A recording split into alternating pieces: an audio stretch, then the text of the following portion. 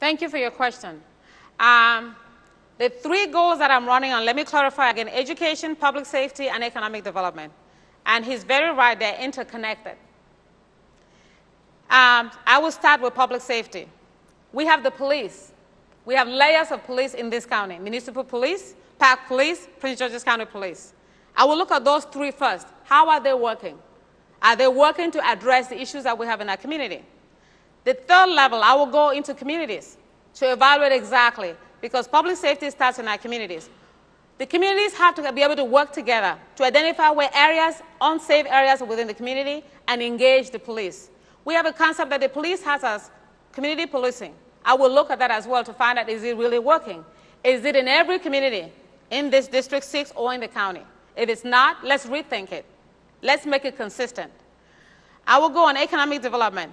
Economic development is an engine that brings jobs and improves our quality of life.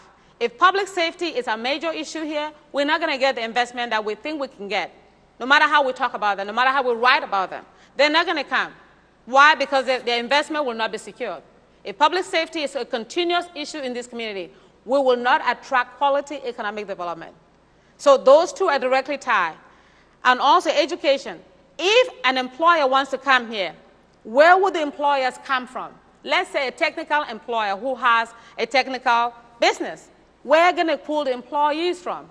We don't have an educated workforce. And so those three wheels are connected. So you are talking about not able to attract quality economic development because of safety and our weak educational system.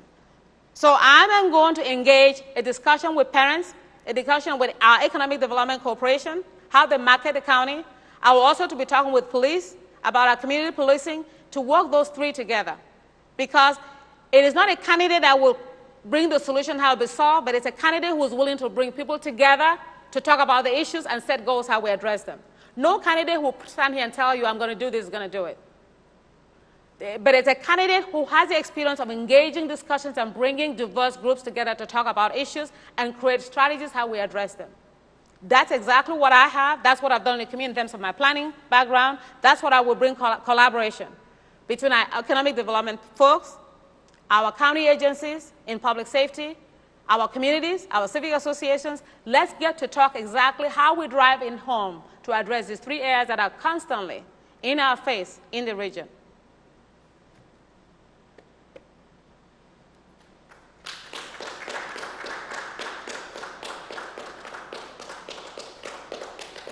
I think it's obvious, as clearly stated, that your three goals are public safety, education, and you're going to target economic development areas.